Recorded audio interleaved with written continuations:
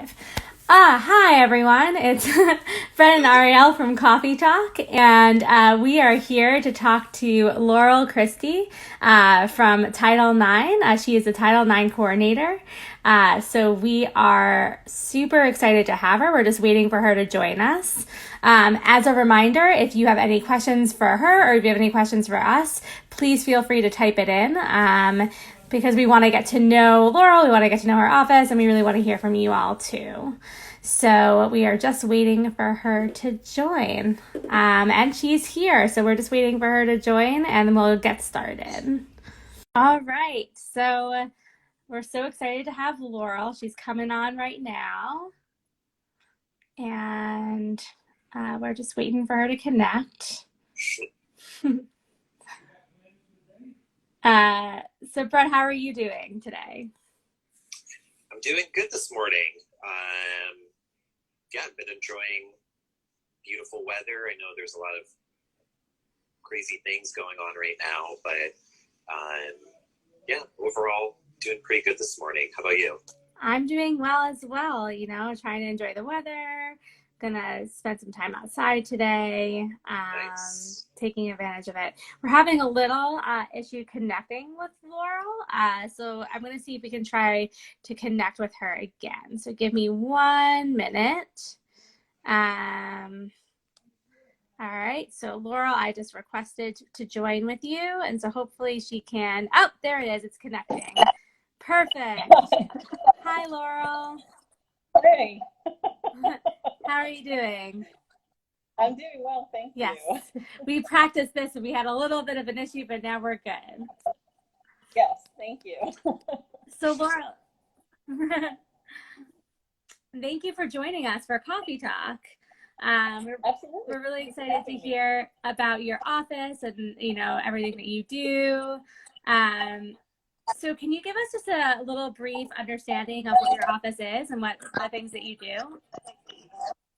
Sure. So Title IX is a federal law that prohibits discrimination based on sex in any education program. So from kindergarten all the way through college and grad school.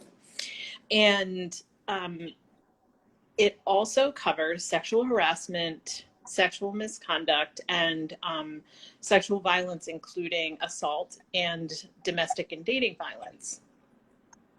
So New York State has some of the most supportive laws in place for college communities that actually go even further than Title IX's guidance on how we work to protect our communities from sexual violence. So that's one part of what my office does.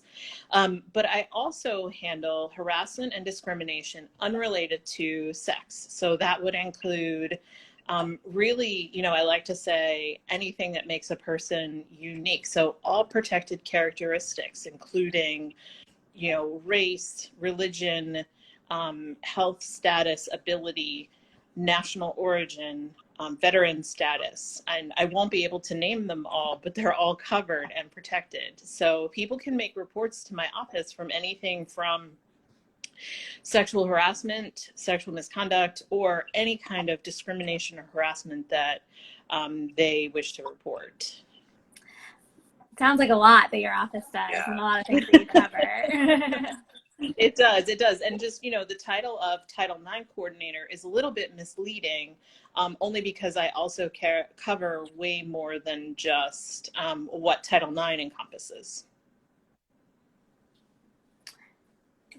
Yeah, well, Laura, I'm really glad you sort of brought up the full range of things that Title IX covers, because I think if people do already have some knowledge about Title IX, I think oftentimes the first thing that comes to people's mind is sexual harassment, sexual assault, that category of things. But, given everything that's been going on in our country in the last couple of weeks, I think it is also helpful for students to know that there are these different other categories that are protected and that they can come to your office with if they have a complaint about.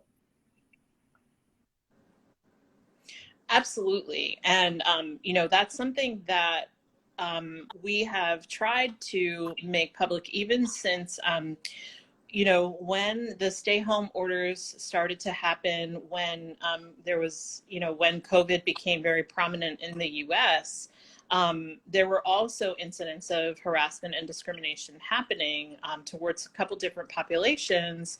And so that was also a time where we were trying to make public that people could report harassment and discrimination. Unfortunately, I think a lot of times people don't learn about my office until they need to make a report. So, just working on getting out the word that that I'm here, and that we have these resources in place, and that we have the ability to investigate, respond, and provide resources and support to people who have been involved in any kind of harassment, discrimination, or sexual misconduct. And then, of course, certainly with the incidents of the past few weeks, and I think, people being empowered to speak up against racism, and particularly violence against the Black community, I definitely want to make sure that people are aware that my office is here, and that I can assist with getting people connected to resources and investigating complaints and reports of harassment and discrimination that happen to members of our community. That's really, great to hear. And again, I echo what Brett said, is I think oftentimes we forget, or we don't know, that your office does more than just sexual violence, and that it covers just so many things. Can you've said a couple of times making a report. Can you tell me what making a report looks like? And if a student, like, let's say a student did experience discrimination, or, any kind of harassment on campus, what that would look like? Like, what does it look like to make a report, to go through that process? Sure. So, every situation is unique, and so every report is handled individually. But I would say that, to make a report, people can go to an online form, which is available at SVA's website at sva.edu/sexual misconduct. There's a drop-down menu there, and that online form can be used like any online form that people are probably accustomed to filling out. And it can be used to report incidents related to sexual violence, or to any protected characteristic, harassment or discrimination, or sexual harassment or discrimination as well. And the other, thank you for linking that. The other ways that people can make reports are, you can call me, you can email me, and I also have several colleagues who I work with in who are considered assistant Title IX coordinators at SVA, and they are Stephanie Joshua, who is in charge of Residence Life, Bill Martino, who is in charge of Student Affairs, Adam Crum, who's an assistant director in Residence Life, and Vanette Jones, who's the director of Human Resources. So any of them can also receive a report from someone. And then actually any member of the campus community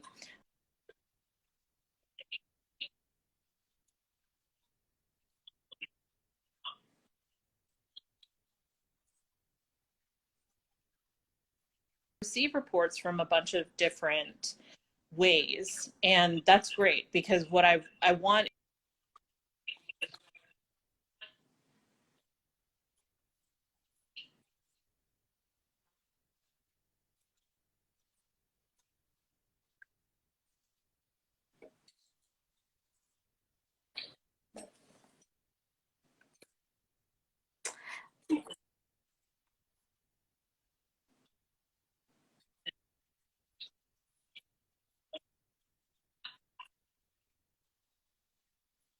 when they're talking about something that is them.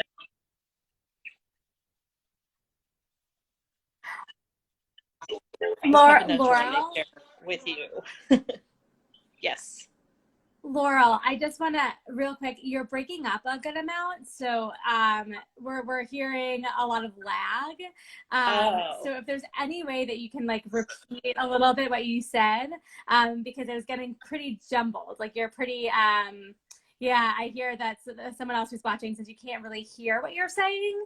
So if there's any way that you can repeat it or something like that, because it's really important information, and you're kind of your connection's also great.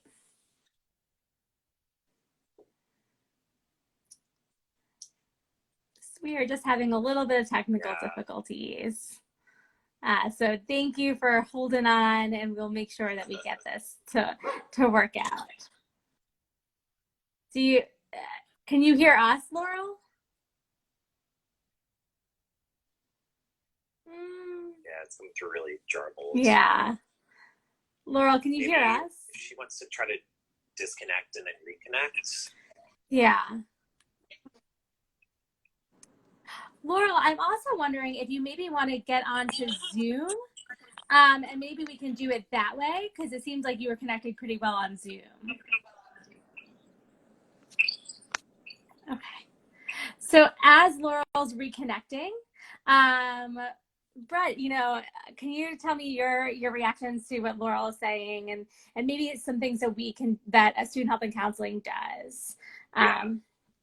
Well, I mean, I think as Laurel was talking about all this, I was just really reminded on how much student affairs kind of works together as a team on these types of things, right? So we coordinate so often with Laurel's office, because oftentimes after an incident that would maybe get reported to Laurel's office happens, it can also be quite traumatic for someone, or they need to kind of process what's happening. They need to tell someone.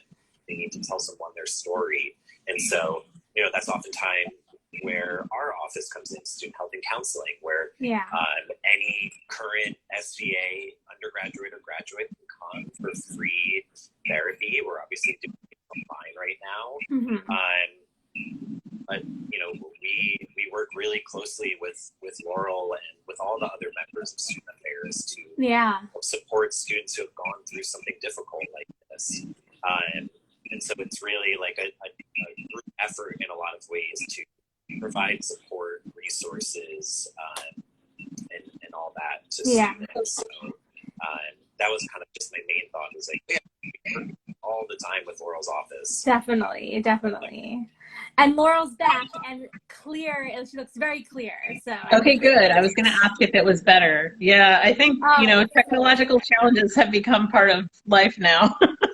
Yeah, definitely. With everything going on in COVID, it does make it a lot harder, because you have to have the strong internet. You have to make sure you're in the right place in your apartment or wherever you are. So I appreciate those who are watching sticking in with us and watching. Yes, thank you. Sorry about that.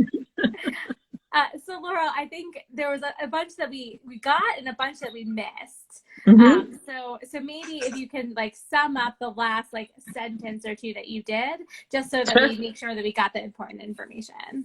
Definitely. So people can make reports in any number of ways using our online form, and I know you linked the website. That can be used for reports related to sexual misconduct or not related to sex at all. It could be related to any kind of protected characteristic, discrimination, or harassment that somebody wishes to make a report about. They can also email me, Christy@sva.edu. They can call my office, or they can come in, and obviously I imagine that's going to look different when we all return to the campus, but I am still definitely going to be ready to meet with people in whatever way is the best and safest for everyone. And, and then I think you all were talking about what I was talking about when I got kind of cut off, was how we do collaborate. When reports are made to my office, I'm always talking to people about getting emotional support, and your office is one of those resources. And I know some people learn about my office through your office, because although you are confidential colleagues, you are sometimes the first people that people disclose something to, and they may not even realize there's a resource on campus for that. Yeah, definitely. So when someone makes a report to my office, we'll talk about what happened, and I'll talk with them about getting any kind of immediate support they need if there's an injury or something like that, as well as, of course, emotional support. And we'll talk about options, what their options are in terms of reporting with SVA and what their options are in terms of reporting outside SVA. And it's really important for people to have all the information, even if they have no intention to ever make a report, but I want them to know at least and to feel empowered on what their options are. And then from there, you know, if it's an incident that can be investigated, we talk about how that would go, what that could look like, what the potential outcomes are. And the actual investigation processes are outlined both in the SVA Student Handbook for non-sex-based harassment and discrimination, and then in the Sexual Misconduct Handbook for sex-based harassment, discrimination, and sexual misconduct. So they're slightly different processes. But definitely, you know, they're here, they give us all kind of structure and guidance to help people who have been impacted by any kind of harassment, discrimination, or sexual misconduct. Great. You know, again, so much that your office does. Yeah.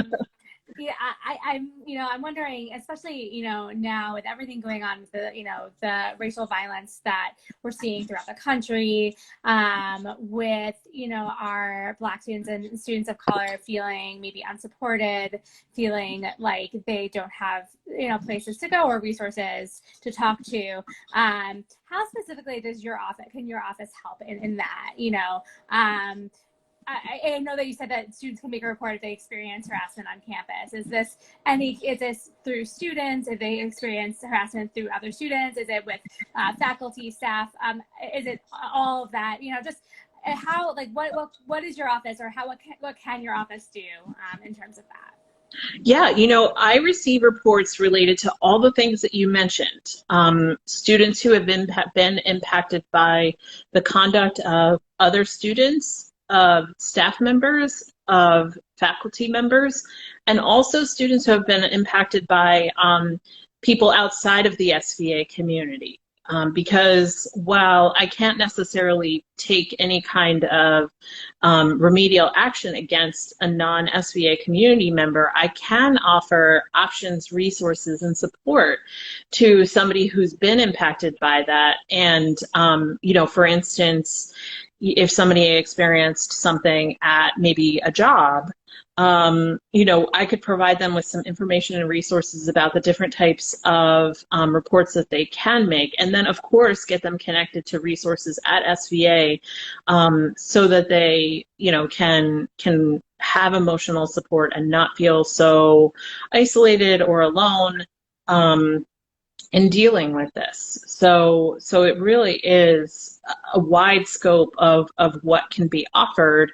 And I tell people up front, you know, like what the possible outcomes are and what the limitations are. But, you know, certainly my office is here to support everyone on campus, and particularly with a focus on students and everything that happens to them and among them. Great. Thank you. Thank you so much for that answer. So, Laurel, I kind of have a two-part question. One, when you were speaking before, it sounds like, just to get clarification on this, it sounds like that it is possible for students to meet with you, talk with you, discuss options without sort of formally filing a report, correct? Yes, that's a great question. Thank you. Absolutely. So, oh, no problem, Adam. Thank you. So when a student comes to meet with me, we can have a conversation, and I can discuss with them what their options are, but they need to be the ones saying, yes, I want to move forward with this option, or tell me more about this option, so that really they are empowered to have all the information, to have the resources and support and then to say, this is the decision that I want to make with what has happened and where I'd like to see this go. And in many cases, people can, speak with me and make a kind of initial information report and then say, oh, I'm not really ready for an investigation yet, or I'm not really ready for you to take action on this. And then they can come back to me later, maybe they need to go and take care of themselves, or maybe they have something going on at work or in school or with their family that they need to take care of before they can have the time and energy to put towards this process. And that's okay. People definitely, can report something when it's maybe more fresh in their mind and then come back at another time. I've definitely had that happen. Or just, take some time to think about it. Come up with questions, talk with family, talk with friends about, that they trust, talk with a mentor who can kind of offer them their perspectives. I definitely constantly am working and learning and wanting to be, a resource for students, but I'm not the only resource. And I definitely want people to feel like they have the option to speak with other resources as well. Great. Brett, you had a two-part question. Yeah, and I'm trying to remember the second part. Okay. Yeah. So I'd have to imagine that some students might fear, if they do make a report, kind of any fear of retaliation or, just something along those lines. So just in general, what kind of protections do students have when they make Title IX reports? Sure. That is something that I think it's such a human experience. I think so many of us can relate to that, even when you when you used to go to a restaurant and then if you didn't get your order right, or if you bought something and it didn't fit you right or something like that, and then the thought of I have to confront this, or maybe I won't confront this, or what'll happen if I do, will the staff spit in my food, kind of thing. So it happens outside of the situations that come into my office. And then the things that come into my office, if somebody's reaching me and saying that they've experienced harassment or discrimination, or they've witnessed it, if they've experienced any kind of sexual misconduct or sexual violence, that is so much more impactful and personal than getting the wrong food at the restaurant and having to confront that. So it's even more something that comes up in probably every conversation. I'm always ready to bring it up, but people often will bring it up first. And SVA has a policy prohibiting retaliation. So, if somebody makes a report about another community member, that community member is advised that they can't retaliate. And then it is mutual. So they can't, go on social media and say, this person's telling lies about me, and tarnish their reputation and stuff like that. When it comes to students reporting, a faculty member or a supervisor, they're often concerned, what's going to happen to my grades? Am I going to get, crappy tasks assigned to me at work? Am I going to be treated differently? And that is all prohibited by our policies, and people are protected from that. So, obviously we can't stop people from doing it, but generally when somebody is informed that there's been an allegation made against them, whether that's harassment, discrimination, sexual misconduct, sexual violence, they are invested in not making the situation worse. So in many cases, the other person also doesn't want to retaliate and doesn't want to be retaliated against. So there is generally a mutual kind of investment in that, but it is so very common, and I think very human to feel like, oh my gosh, if I make this report, something bad will happen to me. And, like I said, we do have policies in place prohibiting that. Everyone is informed of that. And in general, people are invested in not doing that once they're aware of it. That's really good to hear. Along those lines, but maybe not, but it's something similar. If a student goes to you, can they expect confidentiality on your end? I know, like, if a student comes to us and expresses something that has happened, that we could keep confidentiality, as we're required actually to keep confidentiality. And also, if a student goes to a teacher and reports something, they are not confidential resources. So are you considered a confidential resource? So I'm not officially considered a confidential resource, like therapists are, or like a clergy, or like an attorney might be. I am a private resource in that when someone makes a report to me, it will stay here until and if they want it to go somewhere else. And I let people know up front the limits of what I can and can't share, and who would know something that was reported to me, and it's incredibly limited who would know. So it's in terms of how confidentiality is defined, particularly for people who have credentials like your office. It is different from that, but it is private in the sense that, I'm not going to go telling other students. I'm not going to go telling colleagues unnecessarily. It will be managed with respect to privacy. Great, good to know. Brett, do you have any last questions? You've given us so much information. I know, yeah. I'm trying to think. Laurel, do you feel like there's anything that we've missed, or anything that you haven't talked about already that you feel like you would want to make sure that the community knows about? I did mention earlier, but it was when I was having technical difficulties, that there are assistant Title IX coordinators. Did that part come through? Yes. Yeah. Okay, great. That was definitely something that I wanted folks to know, because while I am the Title IX coordinator, and that is my full-time position, that there are a number of colleagues who are assistant Title IX coordinators, because I recognize maybe somebody would be more comfortable approaching someone else that they've worked with in a different way, or something like that. So I do like to mention that's another resource that I'm happy that we're able to offer, in terms of, different people working in different parts of campus with different experiences and identities as well. Great. Yeah, that's good. That's really good to know.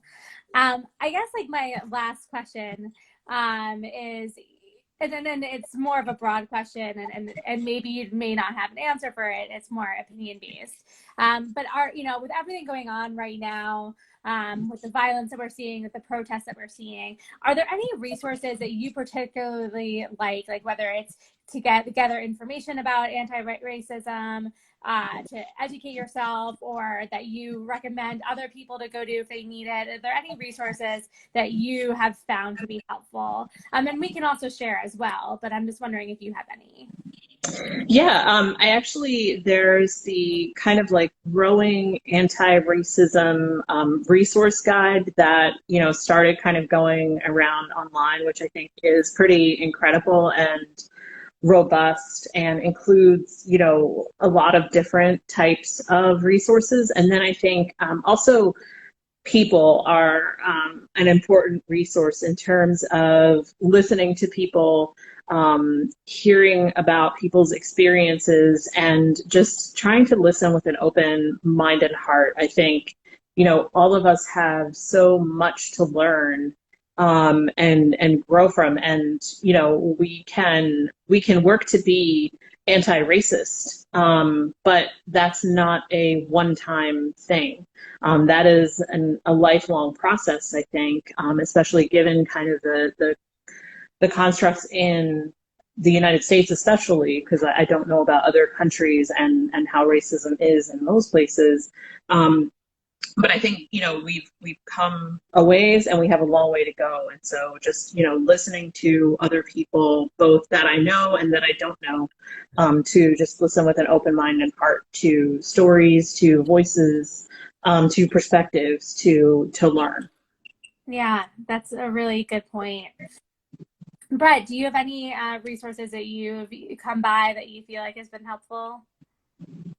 I know there's a number of things that the SVA Student Health and Counseling like Instagram has posted recently, which I would definitely encourage people to look to, both for like the types of resources that Laurel was talking about, but also sort of how to cope emotionally during such difficult times and dealing with trauma, and kind of how to avoid burnout a little bit, because there's a ton going on right now, and it's really difficult for people to like keep going with this, which is obviously what's needed. So I know we've put up a ton of resources over the last couple of days, just about how to take care of yourself, so we can all continue like doing this anti-racist work that so clearly needs to be done. So I would say that's a good place to start too, and I know that's something we're going to keep updating. Yeah, definitely. And I echo what Brett said, is that we are trying our hardest at Student Health and Counseling. And I know Laurel actually partnered with us last week to do an event, and hopefully won't be the last one that we partner together with. But we are, we at Student Health and Counseling and Laurel are offering safe spaces for students to talk about what's going on, to learn about skills, coping skills, to, come together as a community, because we're all really here for you, for our students. We want our students to feel supported and feel like they're not alone and feel like their voices are heard. And I know our office, and I know Laurel's office, is really trying to offer that space for students. And we have a ton of great resources on our Instagram that we continue to repost. So please keep looking out for that. And also, we are continuing to do events. So we are planning to keep doing events, keep holding programming, keep interviewing amazing people like Laurel to find out more of what more of what SVA is doing and the resources SVA has. So I encourage anyone who is watching now or who's going to be watching later to use these resources, use Laurel's office, ask her questions. She's extremely approachable and super knowledgeable, and a really big resource for SVA. Just a quick thing that I just thought of too. I know one of our colleagues, Daniela, yesterday was talking about how now Student Health and Counseling has a YouTube page where there are a number of TED Talks, different videos around white supremacy, anti-racism, all these things that we're talking about. I'm not exactly sure what the link is to that, but maybe that's something we can. Yeah, we'll share. Yeah, we share. Actually, Student Health and Counseling is now building up our YouTube presence. So we do have a playlist that is videos on anti-racism resources. We also have a playlist that's all about mental health and like mental wellness tips. So those are videos, they're TED Talks, they're little, things. We also have a page that's based on just what therapy is, and we're gonna post our morning meditations on there. So as we build up our YouTube channel, we'll be able to share it.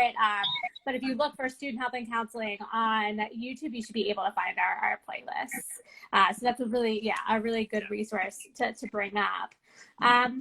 So Laurel, any last thoughts? Anything you're doing to take care of yourself? Anything you want to say before we leave?